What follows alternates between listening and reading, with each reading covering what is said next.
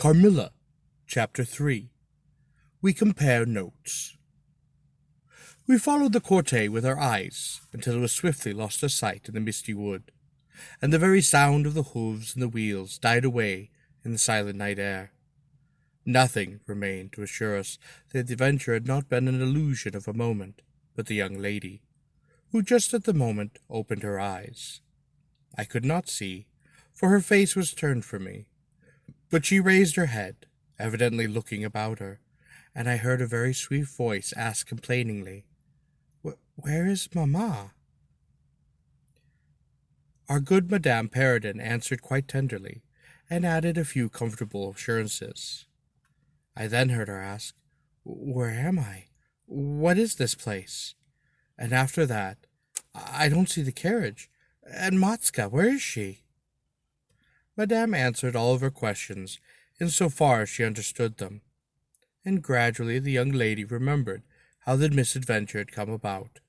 She was glad to hear that no one in or in attendance on the carriage was hurt, and on learning that her mamma had left her here till her return in about 3 months, she wept. I was going to add my consolations to those of Madame Perrodon, when Mademoiselle de Lofoten placed her hand upon my arm, saying, "Don't approach. One at a time is as much as she can at present converse with. Very little excitement could possibly overpower her now. As soon as she is comfortably in bed, I thought, I will run up to her room and see her." My father, in the meantime, had set a servant on horseback for the physician, who lived about 2 leagues away, and a bedroom was being prepared for the young lady's reception. The stranger now rose, and leaning on Madame's arm, walked slowly over the drawbridge and into the castle gate. In the hall, servants waited to receive her, and she was conducted forthwith to her room. The room we usually sat in, as our drawing-room, is long, having 4 large windows that looked over the moat and the drawbridge, upon the forest scene as I have just described. It is furnished in old carved oak, with large carved cabinets, and the chairs are cushioned with crimson uticked velvet. The walls are covered with tapestry, and surrounded with great gold frames, the figures in it being as large as life, in ancient and curious garb, and the subjects represented are hunting, hawking, and generally quite festive. It is not too stately to be extremely comfortable, and here we had our tea, for with his usual patriotic leanings, he insisted that the national beverage should make its appearance regularly with our coffee and with our chocolate. We sat here this night, and with candles lighted, we talked over the adventures of the evening. Madame Perrodon and Mademoiselle de Lofoten were part of our party. The young stranger had hardly laid down in her bed when she had sunk into a deep, deep sleep, and those ladies had left her in the care of a servant. "How do you like our guest?" I asked, as soon as the madame entered. "Tell me all about her." "Oh, I like her extremely," answered the madame. "She is, I almost think, the prettiest creature I have ever seen, about your age, and quite gentle and nice." "She is absolutely beautiful," threw in the mademoiselle, who had peeped for a moment into the stranger's room.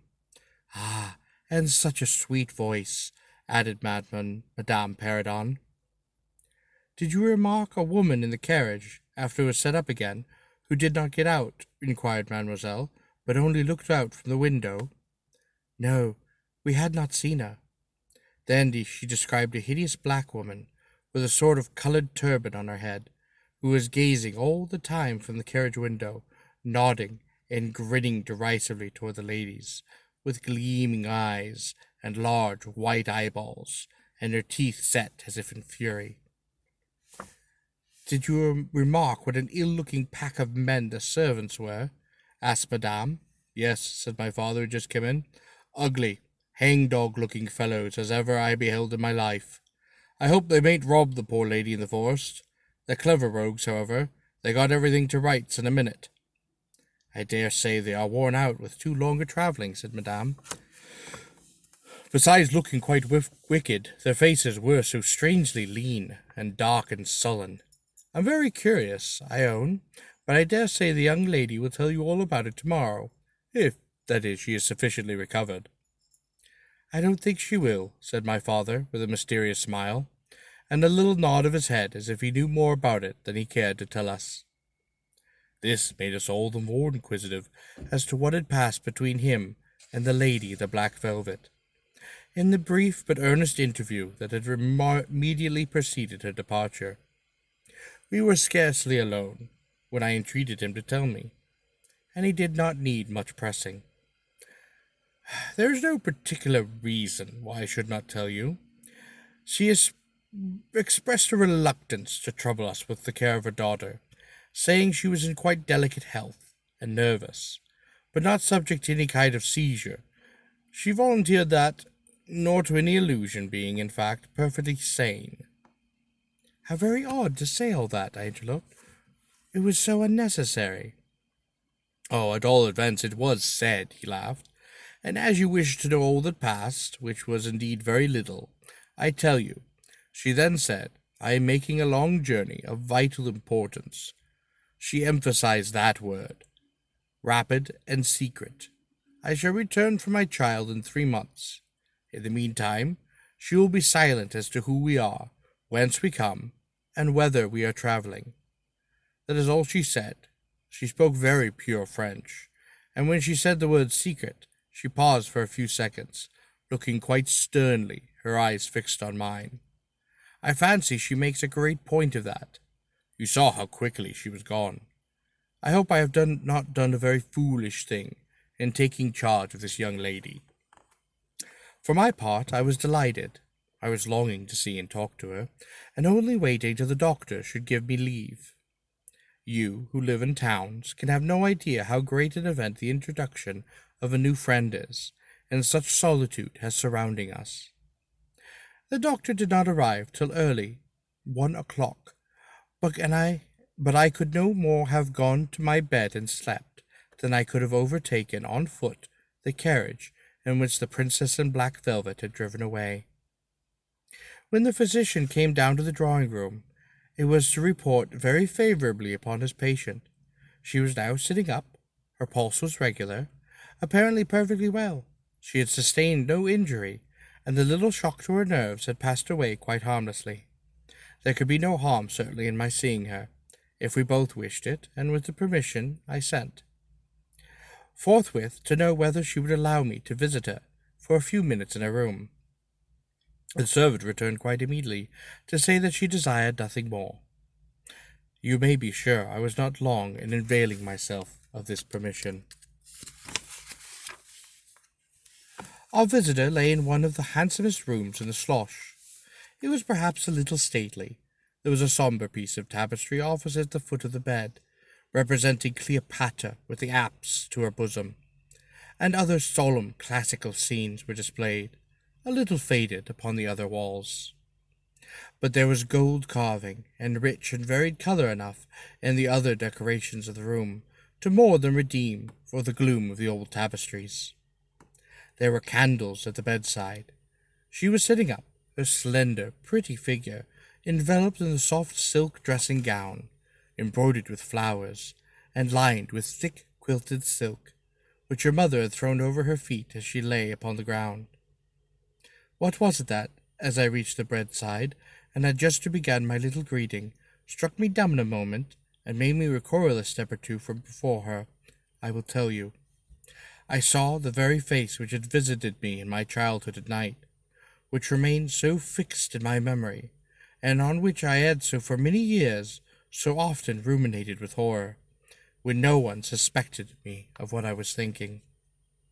It was pretty, even beautiful, and when I first beheld it, it wore the same melancholy expression. But this almost instantly lighted into a strange fixed smile of recognition. There was silence of fully a minute, and then at length she spoke. I myself could not. "How wonderful!" she exclaimed. 12 years ago I saw your face in a dream, and it has haunted me ever since." "Wonderful indeed," I repeated, overcoming with an effort the horror that had for a time suspended my utterance. 12 years ago, in vision or reality, I certainly saw you. I could not forget your face. It has remained before my eyes ever since." Her smile softened.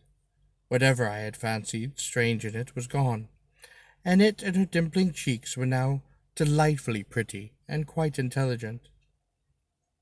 I felt reassured, and continued more in the vein which had hospitality indicated, to bid her welcome, and to tell her how much pleasure her accidental arrival had given us all, and especially what a happiness it was to me.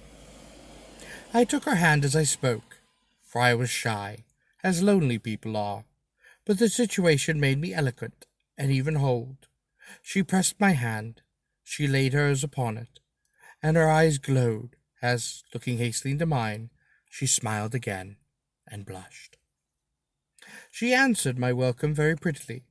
I sat down beside her, still wondering, and she said, "I must tell you my vision about you.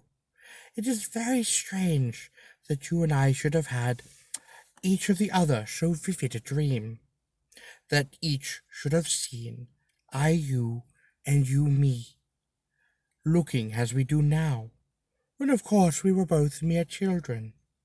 I was a child of 6 years old, and I awoke from a confused and troubled dream, and found myself in a room, unlike my nursery, wainscoted clumsily in some dark wood, and with cupboards and bedsteads and chairs, and benches placed about it.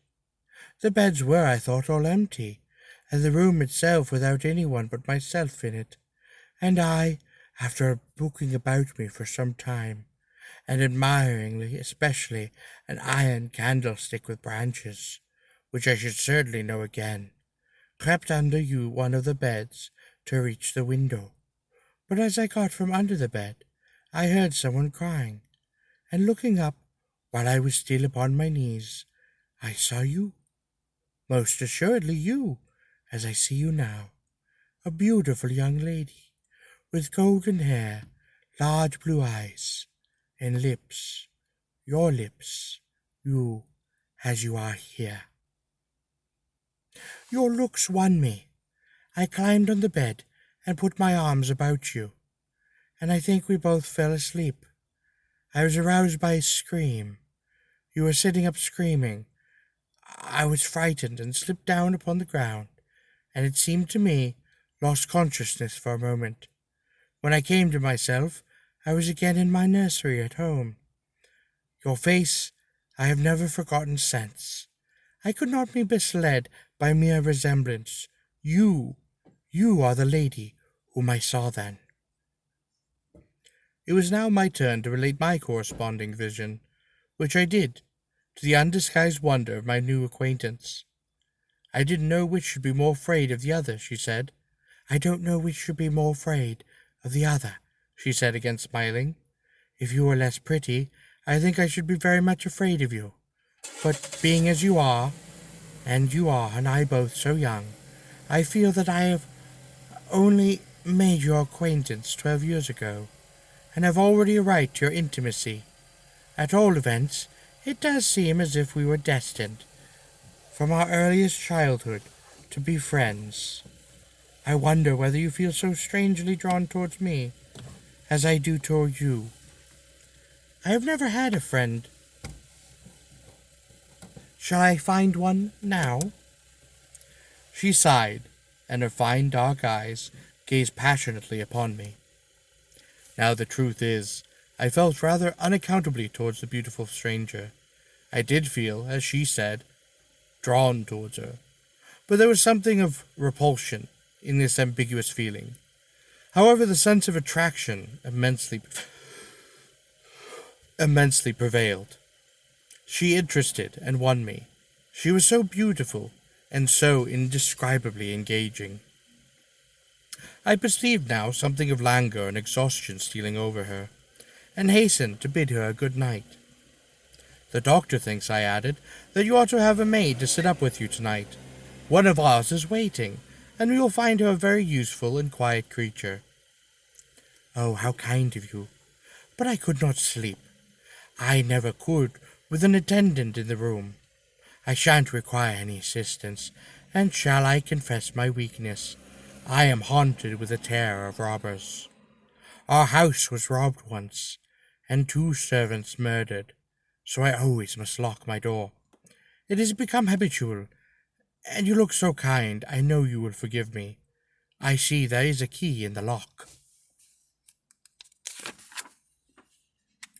She held me close in her pretty arms for a moment, and whispered in my ear, "Good night, darling. It is very hard to part with you, but good night. Tomorrow, but not early, I shall see you again." She sank back on the pillow with a sigh, and her fine eyes followed me with a fond and melancholy gaze, and she murmured again, "Good night, dear friend." Young people like, and even love, on impulse.